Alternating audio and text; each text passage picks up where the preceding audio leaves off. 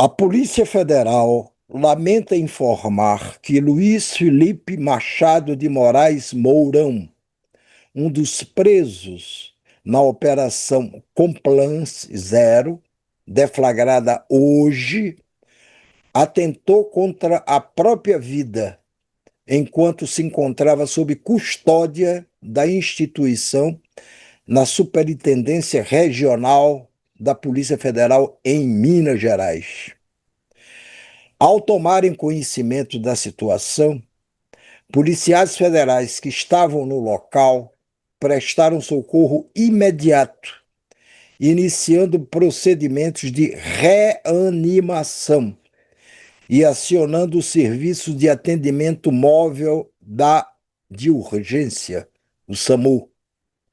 A equipe médica, segundo nota oficial da Polícia Federal, deu continuidade ao atendimento no local e o custodiado, ou preso, será encaminhado à rede hospitalar para avaliação e atendimento médico.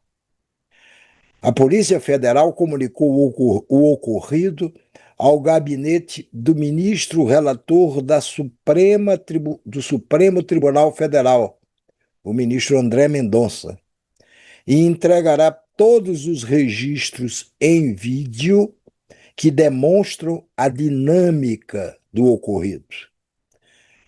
Também será aberto um procedimento apuratório para esclarecer as circunstâncias do fato.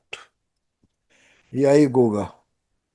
Tá aí, o Luiz Felipe Mourão. Esse, galera, é o Sicário. O apelido dele é apenas Sicário. Sicário é aquele matador de aluguel que era contratado pelos traficantes na Colômbia, na Bolívia.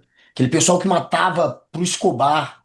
Os sicários eram chamados. Tá aí, o Sicário do Daniel Vorcário. Daniel Vorcaro, esse daí era quem comandava o chamado núcleo de intimidação. Tem quatro núcleos, parecido, né? Com o caso do Bolsonaro, que eram quatro núcleos também, e tem também o núcleo de intimidação, portanto, que quem comandava era esse aí, o sicário. O que fazia esse núcleo? Monitorava os adversários, quem incomodava o Vorcário, até mesmo empregados dele. Tem lá uma troca de mensagem do Vorcaro com esse aí, em que o Vorcaro fala que precisa moer uma empregada dele. A gente não sabe até agora, a imprensa não sabe quem é essa moça, se está viva, se está morta. Mas tem essa troca de mensagem mandando moer uma mulher que estava incomodando ele. Também manda intimidar e ir para cima de um chefe de cozinha. Jeito, Guga tinha uma congelou. relação talvez com um outro empregado dele que tem. Por que está congelando a imagem do Guga? Gravado. Então, esse daí é um mafioso, ao que tudo indica. E esse é o que fazia o serviço sujo. Foi preso e, no momento. Sua internet está instável, Guga, está congelando você. Vocês não me ouviram? Deu para ouvir. Bom, vamos adiante, né? É isso? O Guga continua congelado. O que faz? E comigo, tá tudo bem, ô Alice? Não tá com delay? É, o que aconteceu hoje, gente, foi o seguinte: o banqueiro Daniel Vorcaro, dono do Banco Master, esse banco que foi liquidado recentemente pelo Banco Central, foi preso pela Polícia Federal na manhã desta quarta-feira. A ordem foi expedida pelo ministro André Mendonça, do Supremo Tribunal Federal, em sua primeira decisão Ok. após assumir a relatoria do processo, substituindo o ministro Dias Toffoli. O ministro André Mendonça autorizou a transferência de Vocaro para a penitenciária estadual, Não se esqueça Galera, tô que o de volta. Vocário, eu sei, o Voltei. Vocário estava preso em prisão domiciliar. Antes ele tinha sido preso, até sob a suspeita de que estava fugindo para Dubai, antes, um pouco antes do banco ter sido extinto. Depois ele foi transferido para prisão domiciliar, mas com tornozeleira eletrônica. E em prisão domiciliar estava até pelo menos hoje, quando o ministro André Mendonça mandou prendê-lo e transferi-lo para uma penitenciária estadual. Segundo o despacho do ministro André Mendonça, o esquema criminoso do Banco Marcha tinha 4 núcleos de atuação, de acordo com as investigações da Polícia Federal. O primeiro núcleo era o chamado núcleo financeiro, responsável pela estruturação das grandes fraudes contra o sistema financeiro. Esse é simplesmente o caso do Master, o maior escândalo financeiro da história do Brasil, pelo menos da história do Brasil conhecida e registrada. Havia também um núcleo de corrupção institucional voltado para a cooptação de servidores públicos do Banco Central. E mais 2 núcleos dessa organização criminosa: o núcleo de ocultação patrimonial e lavagem de dinheiro, e o núcleo de intimidação e obstrução de justiça. É esse que é Res- comandado pelo sicário. O de É, intimidação. Quando caí, eu estava explicando isso. Esse cara é o que fazia o serviço mais sujo do Vorcaro. O Vorcaro, hoje, a gente está vendo e conhecendo ele como quem ele de fato é. Não é só um agente do sistema financeiro, um banqueiro que se meteu em mutretagem financeira, não. Ele é muito pior que isso. Esse daí talvez seja o maior mafioso que a gente tenha na história do país.